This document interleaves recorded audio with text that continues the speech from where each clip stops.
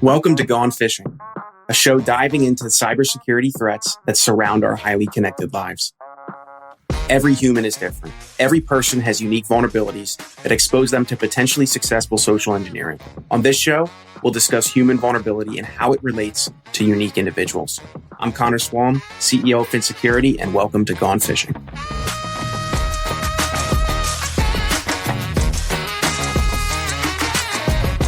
Hey everyone, welcome back to another episode of Gone Fishing. I'm your host, Connor, CEO at FinSecurity, and today we're going to be chatting about how to improve your security awareness training for your clients at an MSP, and more importantly, reduce the risk of a breach. That's the reason we use tools. That's the reason you all provide security service, is to reduce the risk that your client is going to have a successful breach.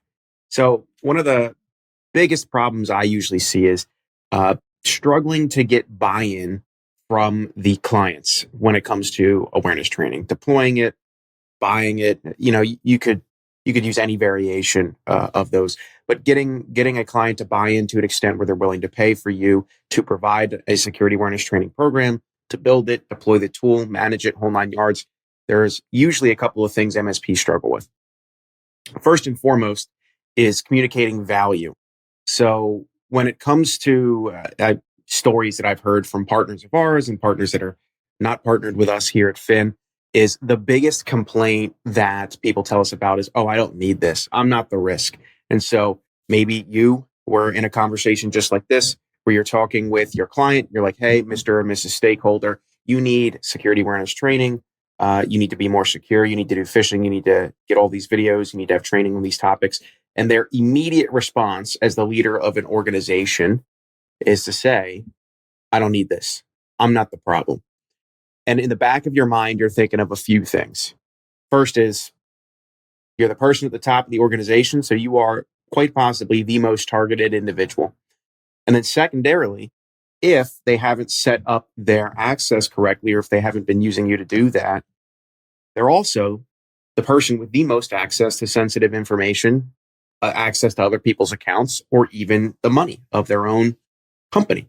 So as a result, not only are they the most targeted, but they are quite possibly the richest target at that company for people to for any malicious actor to end up targeting. And so what you get is, there's the stakeholder that believes they're not going to be targeted, that they have nothing of value to steal. And the reality is they are the most targetable, and they are the most valuable person to target an organization. So it's like kind of very disparate in reality and their perspective.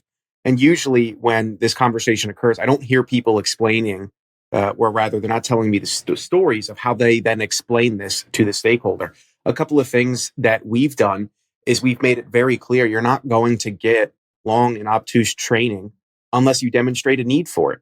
So unless you're actively giving away your credentials, or unless you are actively getting phished, or unless you are actively behaving in some other way that generates additional risk for the business, you're not going to get additional training to prevent it, because you've not demonstrated a need for that, and we haven't found one.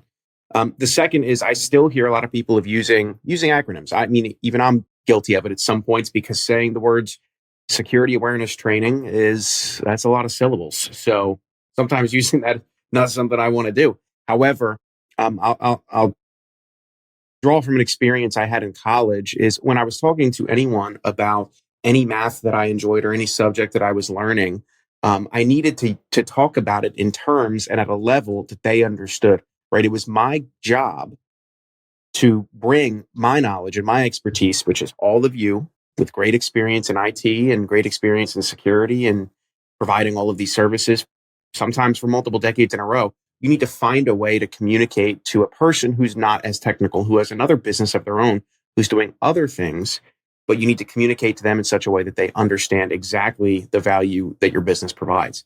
So all of this culminates in, if the stakeholder's not going to get excited, if the stakeholder's not going to get involved, and you can't communicate to them in such a way that they understand the value of an effective awareness training program, what do you think is going to happen to the people that report to that stakeholder and that client?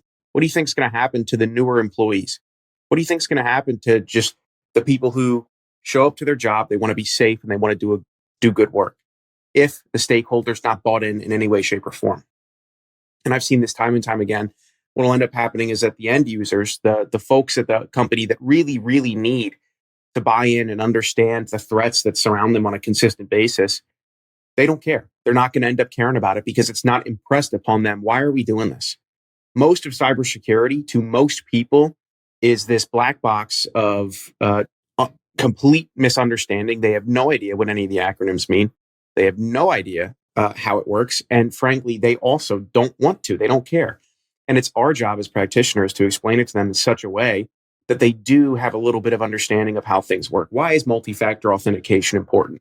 And if you start using acronyms to explain that, as opposed to saying something along the lines of, well, if your password gets stolen, that other thing that you need to get into your account isn't stolen just yet, so they can't get in with just that piece of information. You're not explaining it in ways like that, and basically terms that are going to get them to care and understand about things. It's just going to fly right over their head, and they're not going to buy in.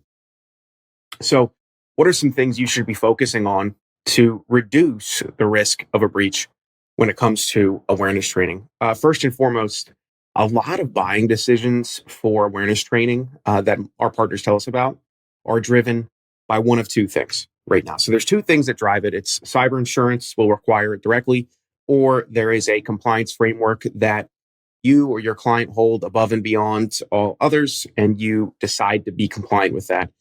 If you don't have a security framework that you genuinely care about or want to tout as, a good approximation to follow, you can look up CIS controls, and 800 NIST 800 171 is a good place to start, right? That's a good starting line. And then especially if you're getting into the CIS controls of, like, if you're getting into implementation group 2 and implementation group 3, you can actually create some additional security above and beyond a baseline.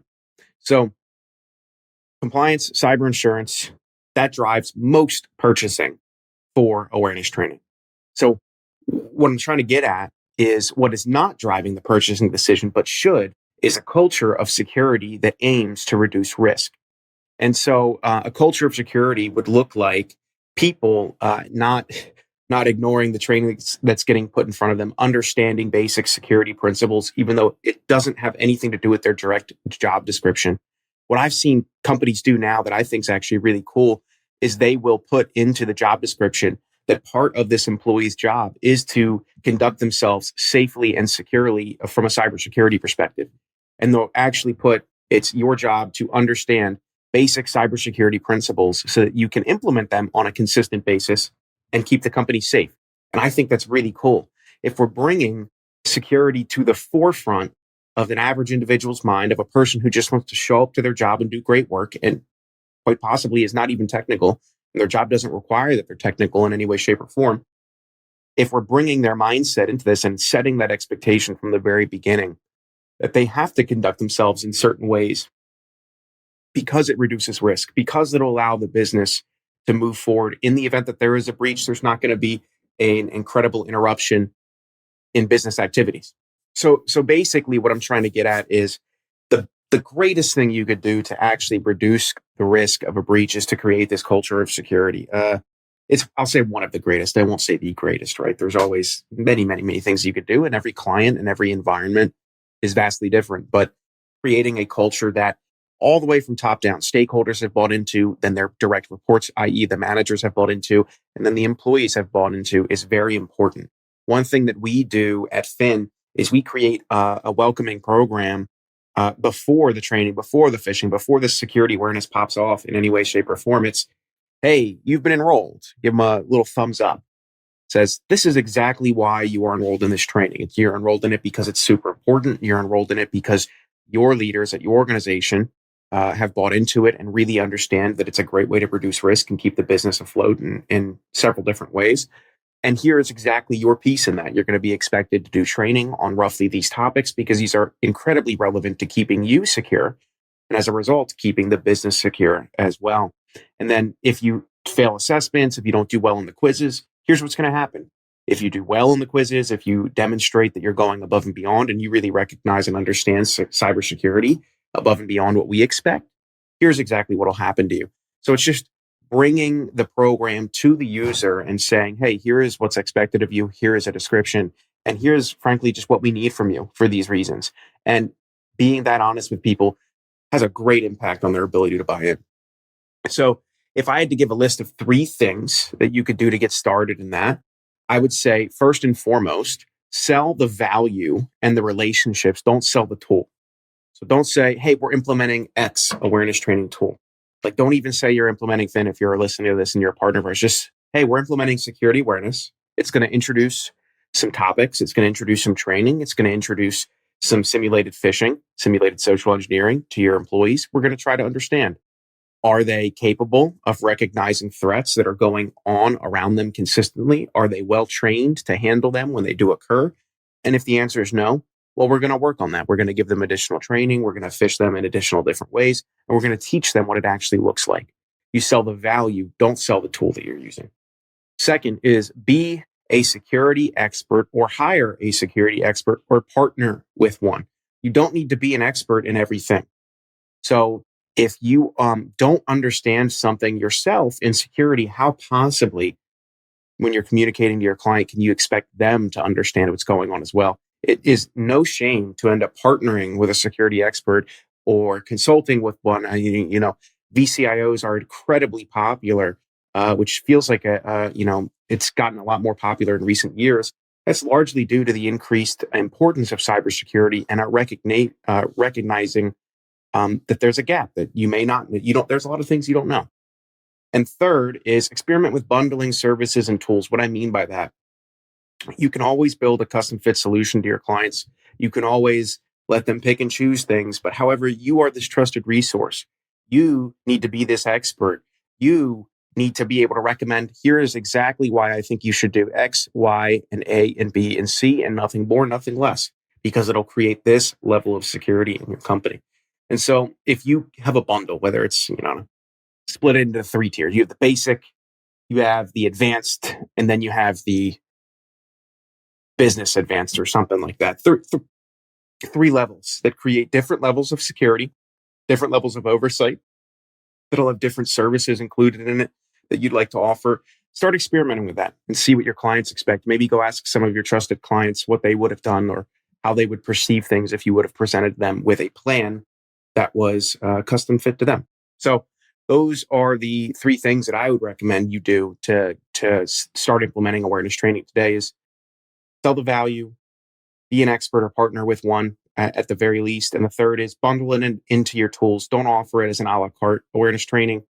If Verizon's data breach and investigation report is accurate and it is interpreted correctly, 88% of breaches involve a human doing something they shouldn't, having their credentials abused or some variation of a human making a mistake.